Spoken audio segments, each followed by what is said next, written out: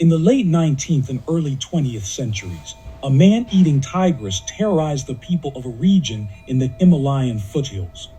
For over a decade, she was relentlessly hunted by local police, poachers, and even a Nepali Gurkha regiment.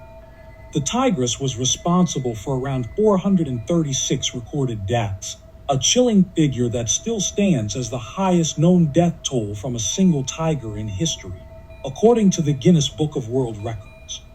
She became infamous as the Man-Eater of Champawat, a name etched in history. As one historian noted, this tiger ceased to behave like any tiger we know. She transformed into something utterly foreign in the hills of northern India's Kumaon district. In 1907, the era of the Champawat tigress ended when she was killed by a hunter's rifle. And through her death, a legendary hunter was born, Edward James Corbett, better known as Jim Corbett. To the people of Kumaon Garhwal, he was affectionately called Karpat Sahib. The infamous tigress of Champawat was his first conquest. Jim Corbett was born on July 25, 1875, in the town of Nainital in Kumaon, India, today's Uttarakhand. Due to Nainital's harsh winters, his father had a winter residence built in a nearby village called Kalidhungi, about 15 miles away. Both these places would later play a significant role in shaping Corbett into the expert hunter and conservationist he became. Corbett knew the forest like the back of his hand.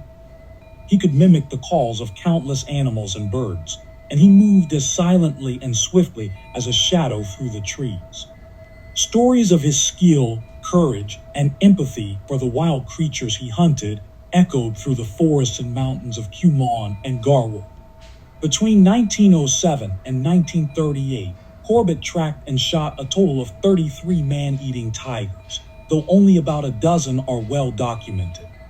These big cats are believed to have taken over 1,200 lives. For 3 long decades, Corbett prowled the forests, driven not by a thrill for the kill, but by a desire to save innocent lives. He believed hunting was justified only to protect others from danger.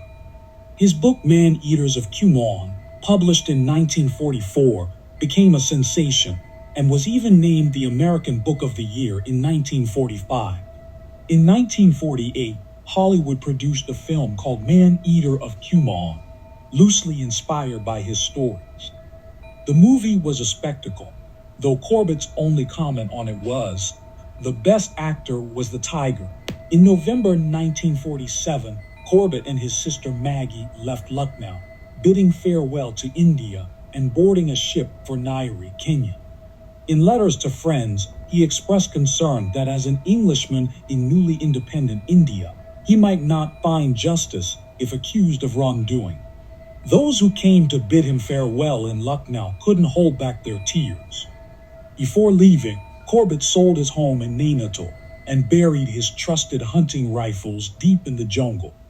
On April 19, 1955, Jim Corbett passed away in Nairobi, Kenya, from a heart attack at age 79. India's forests are filled with myths and fables, many born from human imagination. But Jim Corbett's life was a true legend, each story more real than the last. In the depths of the Indian jungles, one might still feel his presence, his footsteps echoing through the dense trees. Healthy tigers usually avoid humans, showing no taste for human flesh. However, when tigers become old or injured, they may turn to man-eating out of necessity. Yet exceptions like the tigress of Champawat arise when ecosystems are destroyed by human encroachment. Between 1875 and 1925, over 80,000 tigers were killed for sport alone, and within the last century, tigers have vanished from 67% of India's lands. Corbett opposed the portrayal of the tiger as a cruel and bloodthirsty animal. He famously wrote, "The tiger is a generous gentleman. His courage is limitless. The day the tiger vanishes, India will be poorer for the loss of her finest animal." Jim Corbett spent his life advocating for tiger conservation in India. On November 30th, 1938, he ended his hunting career after bringing down a man-eating tigress in Thak at 6 in the evening.